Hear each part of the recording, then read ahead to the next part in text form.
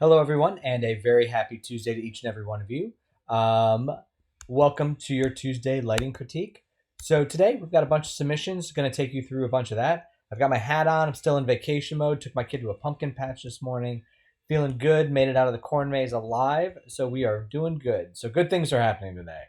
Um, Images to go through. Also a few questions from the Facebook group that I want to answer and kind of go through. So to start, I want to start with Sammy's submissions from the very first lighting challenge.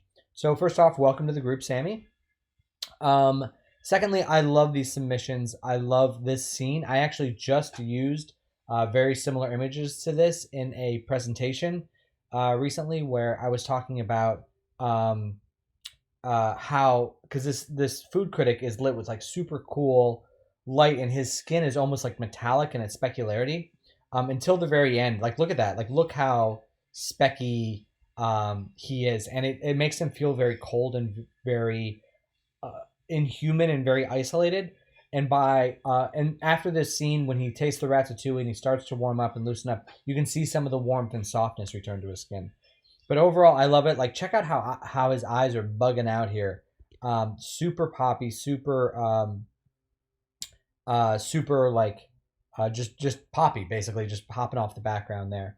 And again, you can even see between this shot to this shot the change in tone on his skin, the warmth that's added to it, the softening to a certain degree. And I just like, if you guys get a chance, just go back and watch Ratatouille. It's beautiful. The food lighting is beautiful. The lighting in Paris is beautiful. It's all just incredible stuff. Like, love the softness, love the hues, and just a really dynamic film. So thank you very much, Sammy, for submitting this. I think this is really cool. And yeah, it totally hits all the tones, the shaping. And like, you'll see it here on this bottle. This bottle is pretty dark because it's just kind of acting as a framing element. It's meant to like complement this and just kind of keep our focus in this region here, so we're not drifting off. Because again, like, you get shaping on the flowers, but nothing is as bright as this character. Even the light, even like this lampshade, they've kind of tamped it down a little bit to really kind of make sure that we're focusing in there. So really, really, really cool stuff. Also, like, have you ever noticed his fingers?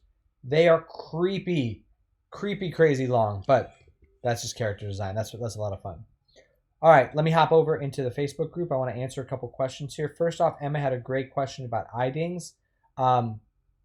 So I actually agreed with both Kevin and Holly. Holly had a great point. Like, if you're just doing a still, like, again, we're not trying to, you don't have to, like, nobody cares how the image is made, right? So if you're working with a still and you're a nuke, you can just do a little radial or a roto shape to be the eye dings, right? You don't have to go crazy in the render if that's not what is needed for the shot. Like, when I was doing Adam, I just did like simple, I think I just did radials or rotos in the eye dings there. If you are not seeing the eye reflection the way that you were talking about setting it up with the chrome material, what you really want to do is make sure that I actually turn off all the lights and then just make that shader emit light. Like, make sure it has iridescence, or I forget the term in Arnold. It's all the same thing. Basically, that it has light emission coming out of it, because you don't want this. It's not just like that. It's a white shader. It's actually emitting light, and not accepting shadows is a good way to do it too. But basically, you want it emitting light so that it can really pick up regardless of the lighting scenario. Your question about whether or not to use multiple eye dings, I do not do that. I've not worked on a film where we did that. I understand the idea because it makes it more photoreal, and there are projects where I could see that being the case. But the problem is, it just becomes aesthetically unappealing to have all these little spots in the eye. And what ends up happening is it just makes the eye look kind of clouded, and really you want to just kind of laser focus on the eye, because that's the whole reason of doing the eye ding in that position, is it just kind of looks the best up there. So I hope that answers your question. If not, feel free, and I can talk about eye dings all day. Jordan asked the question about your critiquing and observational abilities. Fortunately or unfortunately, it just comes with time. I was not good at this at the beginning. I remember early on in my career, and actually, this is the reason why we do these critiques, or the reason why we set up the school in the first place, is that I took years of studying and really focused in on stuff, but it didn't. It took until I got into the industry and went to dailies before my eye drastically improved, and it took years of going there and just like being like, I don't know what they're going to think about this, and getting feedback regularly before I started to be able to anticipate the notes a little bit and be able to understand what they're looking for. And a lot of it not only was looking at my own work, but also paying attention to others as well. And then just kind of critiquing it in my own head and listening to what other people say. In terms of like who to get critiquing from, it's just like people whose work you respect. And if you respect what they do, then you can respect their word a little bit. That's a little bit of a narrow focus on it, but you kind of have to. Otherwise, you're just getting because advice on a whole isn't great. Like it can be misleading and it can be bad from an untrusted source.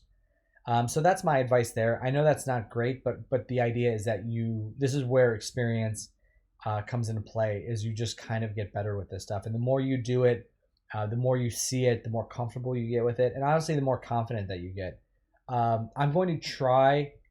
Jasmine and I are going to try in the coming months or year or so to mix up the people who are doing these critiques, because it's great that you guys get daily feedback from me, but my eye isn't the only eye that you should take your reference from or your guidance from, because there's so many incredible artists out there and we work with so many of them that it would be great to get them in for you to work with so you have a better understanding of how different people approach things. I thought that those few weeks that Francesco was here, I think was really, really cool.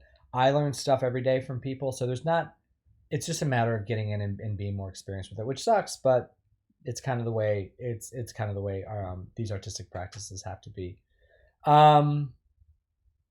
Let's see. And the other thing, while I have this up, is we had so Jordan, I think you posted from the Avatar reference that this shot from as your reference point, and I was like, oh, hey, I actually know the person who did that. So this is Jacob Mann, who is a lovely. Oh, got the volume on there. Who is a lovely human being, and he's actually the one that lit this. So if you have specific questions, make sure you reach out to me and I will send it over to him. It's funny, we were just texting because we used to both ride the train up together, and we would just send countless silly selfies. We would airdrop photos to each other on the train of us just like drinking our coffee in the morning and stuff. And so we occasionally still text each other photos of that. And so he's a lovely human being, and actually we worked with a lot of these people. So if you have any questions about it, let me know and I can put you in contact with them. So yay, connections. Okay, on to more critiquing. So Kjelds, this is looking really good. I think that we can manipulate the background a little bit more to focus in on the character, and it'd be really nice to kind of darken right behind her. I think that would work out really well. The light on the car is getting a lot better. I think the tires now have gotten a little bit too bright. They're a little bit too purple. It'd be nice to get those centered down. And now that we've got the value where we need to be, let's push the shaping on the red paint. Let's push a little more. I think it would be like more brightness towards the front and more darkness towards and a little bit more darkness towards the back. But I love the idea of it increasingly getting a little brighter as we go this way. And I'm wondering if there's a way to just fill in the face just a touch more. Just like fill in, really just like from the chin on up here, to really kind of fill in those values and really focus this in here. Because it's working really well. Like that shape right there is working really well. But I just want to see a little bit more of the fill in there as well. But other than that, I think it's looking great. This little chrome highlight here on the spinning tire is really nice. Yeah, and then you just watch the hard edge here between that bright light and the tire. So, but just make sure that this core value of the tire goes a little bit darker. And additionally, too, the way that you've got these lights coming out of the front, it would be cool to get like a little bit of the red light kind of coming out of the back here as well. So, really, really strong progress there. So we've got your 3 submissions from this guy. I like the idea of this, of opening this up and seeing the exposure shift. I think that's really fun. So it's nice and dark at the beginning, and then the exposure goes way up, and then it drops down from there. So like it kind of centers in. So I think that'll actually work out really well. And then you had two other submissions here. So you had this one, which I think you said was a little bit more of a raw render, and then you did a little more work um, on this one, which is really great. Okay, cool. So let's take a look at this one. Yes, I like the idea of the exposure coming up and going down. I do think I would like to see um, the area back behind him. Let's just play with this for a second. I would like to see the color shift on that a little bit more. Just because it would be nice if that was a little bit distinctly different than the color inside the room.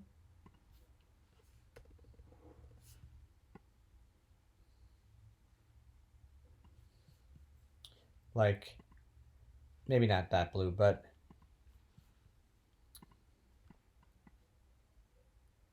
it's just something a little bit different. So that it's a little bit different than this magenta inside to get his warmer skin tones to pop off a little bit. It also could be darker now that I look at it overall. Like it could be down in this range. And that way his value will kind of pop off a little bit. I don't want to diminish this light kind of popping up a little bit, but just minimize that value.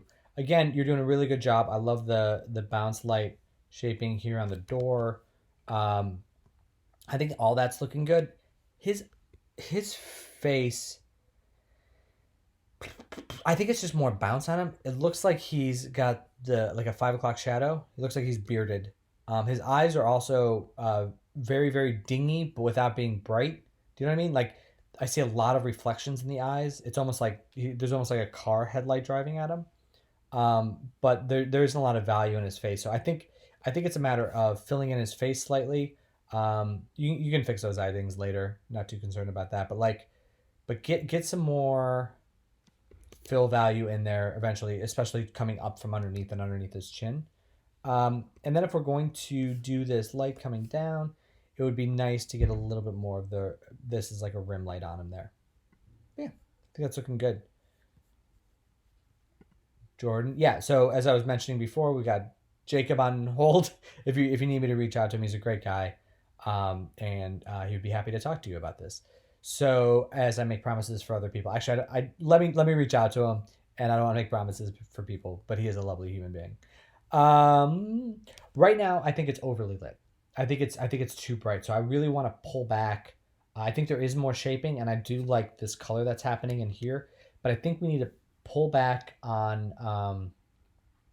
the overall brightness of it, and just like we can shift it down a little bit.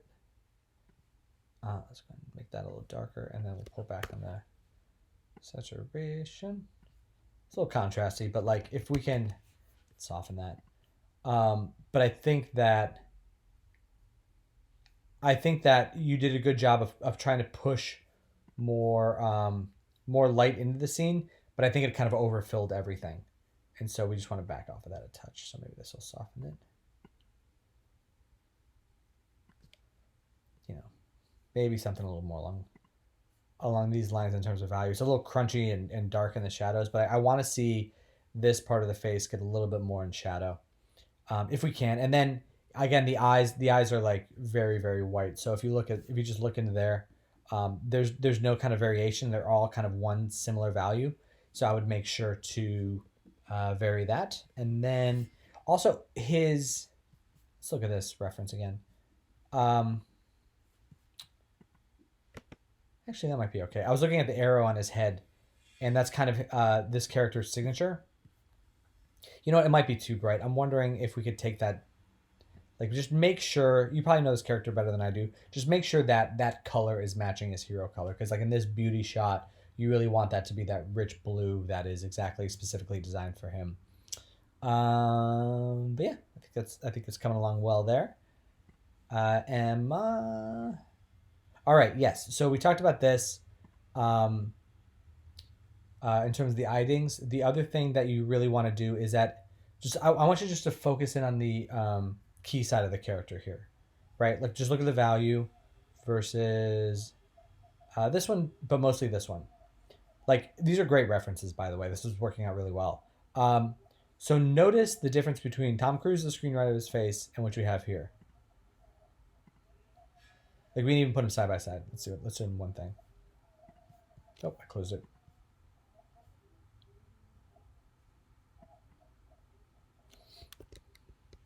Let's do it here.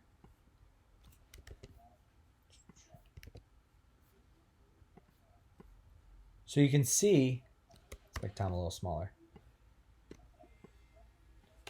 So you can see, like looking at the key side of the face, the value here is brighter, and there's also more variation in the specularities. Like you can see, the specularity on the cheek coming across the head. So I think that your screen right side of your character can get much brighter. Like you can push it into, not quite that bright. More like this type of value range. Now, granted, it's a little flat, but in terms of like where the bright values are falling,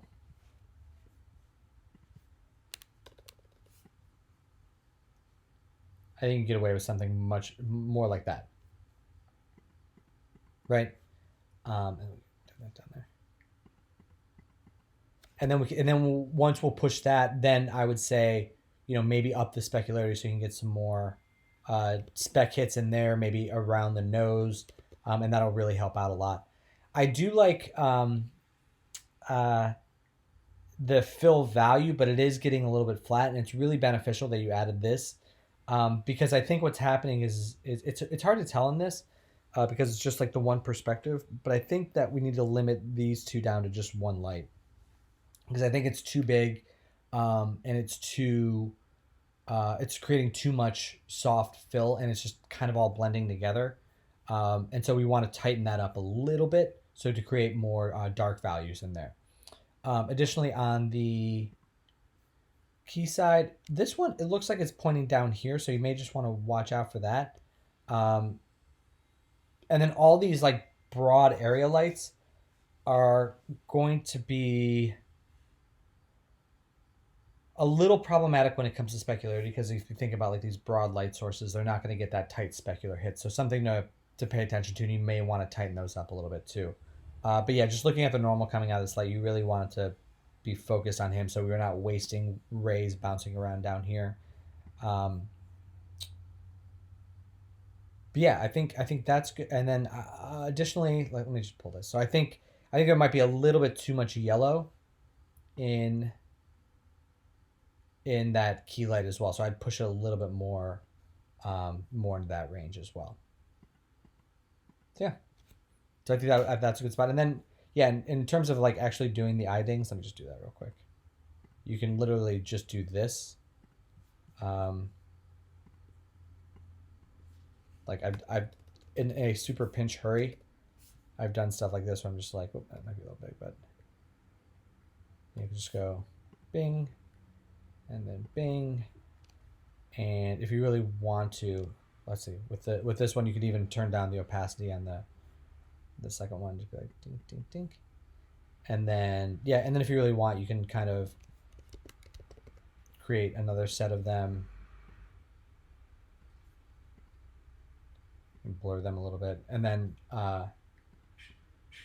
we could take those and actually screen them in or plus them in. And now we've got some eye dings in the spots that we want.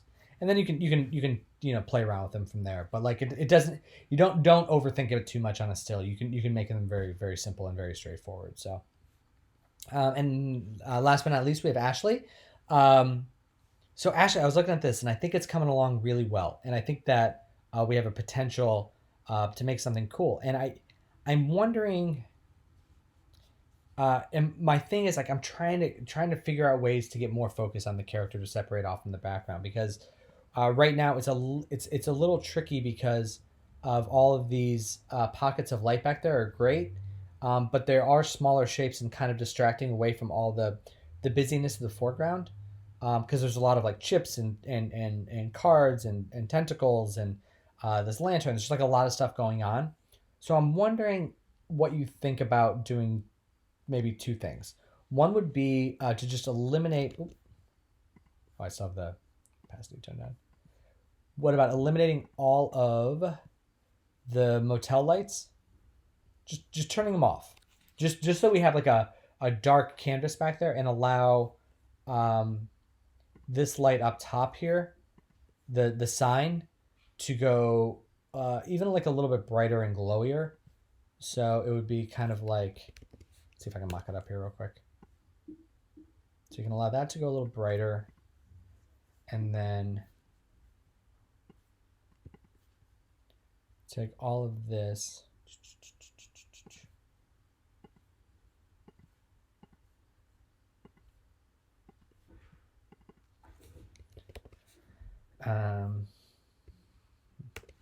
This is kind of a terrible way of doing this, but super ghetto way of doing that. Let's just screw it. Let's just do it. And then we will take off on the character here.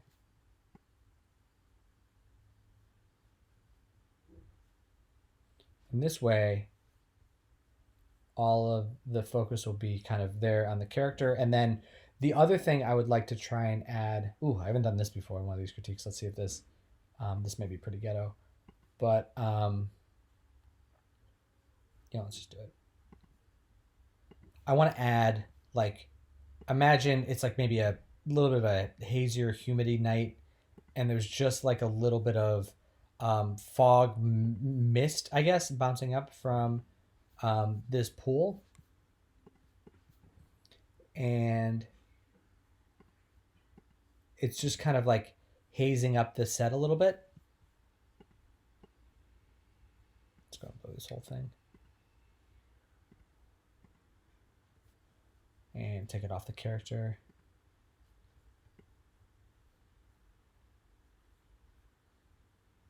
Just so there's like some like, I'm trying to think of an example of that.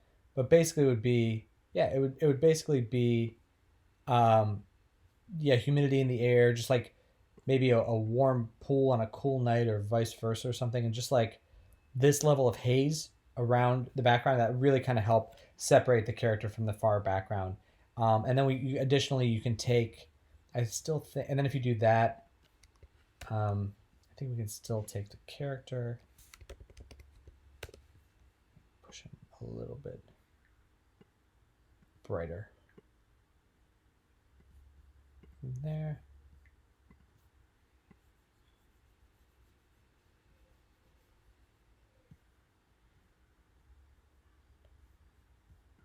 And then have something more in like this realm versus what we had at the beginning. Right? I think that'll really help us center in on the character. And then from there we can really work on some of the detail stuff, like getting some more spots of light maybe on the cards. And just like really kind of dial it in from there. But I think that will make a better structure for the shot overall. All right, everyone. I hope you found that helpful. If you have any questions at all, please continue to post. And I look forward to seeing what you guys have for me tomorrow. All right. Talk to you then. Happy lighting, everyone.